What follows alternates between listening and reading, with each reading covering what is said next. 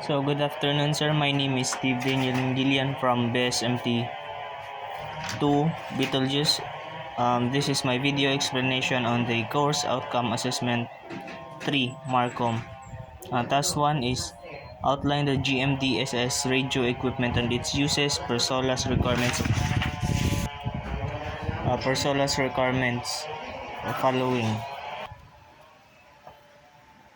So we have here radio equipment in general. So one is VHF receiver and transmitter with DSC, CH70 and RT, CH6, 13 and 16. The VHF DSC watch receiver and the DSC of CH70 may be separate or combined to a satellite upper EPIRB on 406 kHz band COSPAS SARSAT. Number 3 is Research and Rescue Transponder or SART, two minimum 4 ships of over 500 gross tons. Number 4 is Navtex receiver. 5 is portable VHF receiver transmitters, 3 minimum 4 ships over 500 gross tons area. 1.2, this is still a part of a task 1. Radio equipment C area A1. Number 1 is VHF receiver transmitter with this DSC, CH70, RT, and CH6, 13, and 16. The VHF DSC watch receiver and the DSC CH70 may be separate or combined. Number 2 is satellite EPIRB on 406 MHz band COSPAS SARSAT. 3. Search and rescue transponder SART. 2 minimum 4 ships over 500 gross.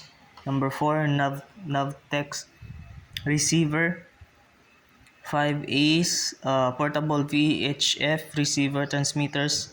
3 minimum 4 ships for over 500 gross tons. MFT transmitter and receiver with DSC 218.7.5 kHz and RT is 2182 kHz. So in 1.3 A1 and A2, so VHF receiver transmitter with DSC CH70 and RT CH and 13 and 16. The VHF DSC watch receiver and the DSC may be separate or combined satellite EPIRB on 406 HR band COSPAS SARSAT and or Inmarsat. Number 3, search and rescue transponder SART. 2 minimum 4 ships over 500 gross tons. Navtex receiver, EGC receiver when outside Navtex coverage. 5 is portable VHF receiver. Transmitter is 3 minimum of 4 ships over 500 gross tons.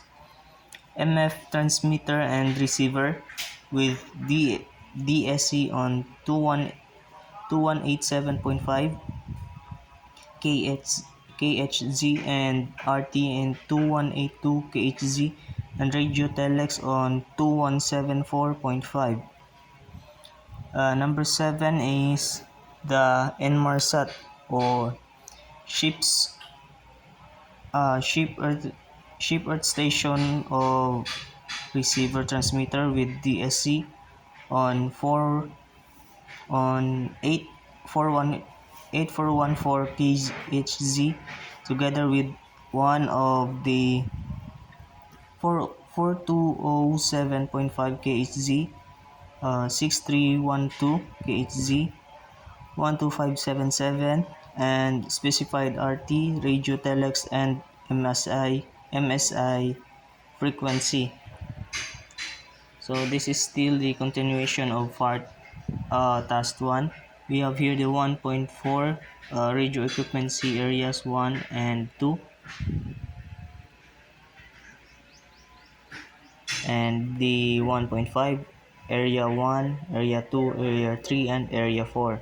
So let's go directly in the number 8. So in 1.5, uh, every passenger ship should have an VHF transceiver working on the aeronautical frequencies 1.12.1, 5 MHz and 123.1 MHz located in the navigational bridge. And now is the let's proceed to the task 2. The task is to explain the fundamental concept of the GMDSS in the maritime industry. So we have A, B, C, and D. First is A. It is intended to automatic and improve existing digital selective calling procedures and techniques. B. It is intended to provide more effective but low-cost commercial communications.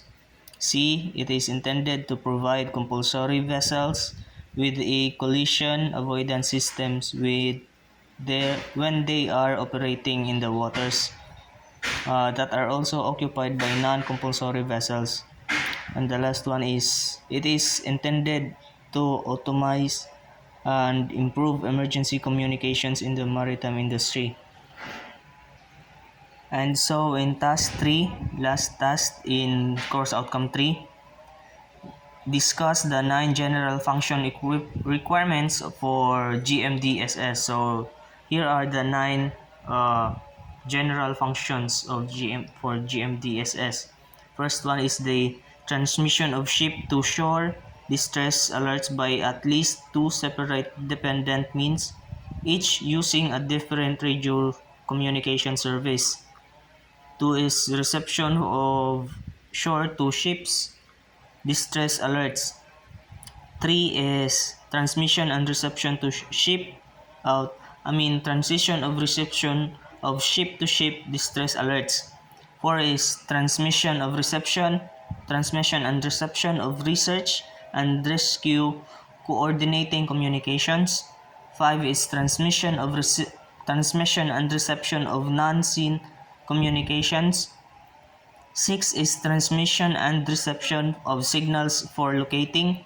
7 is transmission and reception for maritime safety industry or MSI. 8 is transmission and reception for general radio telecommunications and from shore to base radio systems or network. 9 is transmission and reception of bridge to bridge communications. So that's all for the course outcome 3 assessment, sir. Have a good day and thank you.